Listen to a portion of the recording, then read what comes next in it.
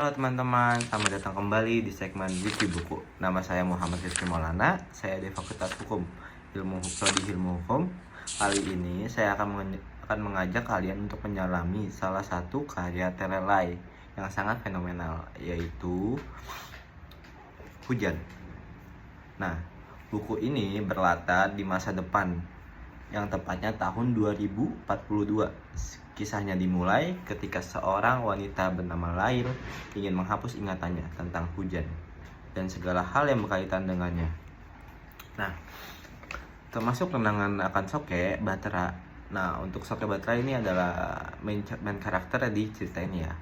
Namun sebelum si Lail bisa menghapus ingatannya, ia harus menceritakannya kisahnya kepada seorang teknisi.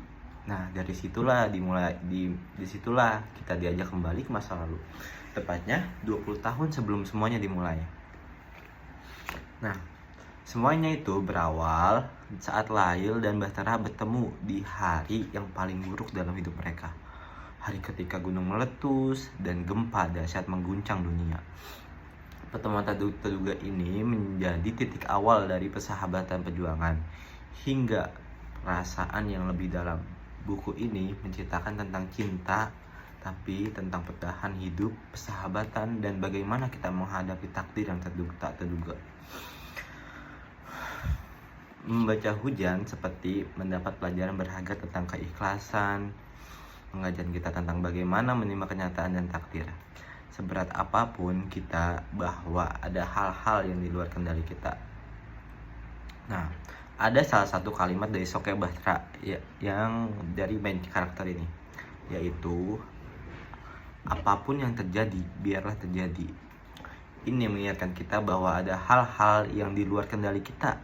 Yang terpenting adalah bagaimana kita beresponnya dan menerimanya. Selain itu, buku ini mengajarkan tentang arti kehilangan dan pengorbanan. Bagaimana kita belajar untuk melepaskan, memaafkan, dan terus melangkah maju meskipun ada luka yang dalam. Nah, hubungan Lail dan Bahtera menunjukkan bahwa cinta sejati tidak harus memiliki, melainkan tentang bagaimana kita mendukung kebahagiaan orang yang kita sayang. Nah, untuk dari buku ini, kelebihan dan kekurangannya adalah salah satu yang kelebihan terbesarnya buku ini adalah alur ceritanya yang unik dan tidak tertebak.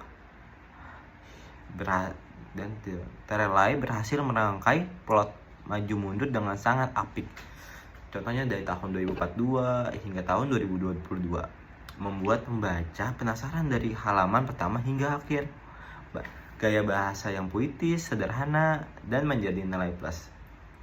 Mudah dicerna namun tetap menyentuh hati.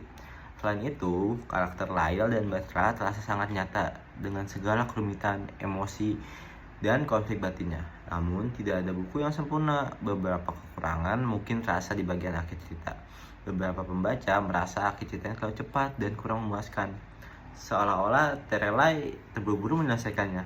Selain itu, beberapa data ilmiah seperti teknologi canggih, fenomena alam terasa kurang mendalam.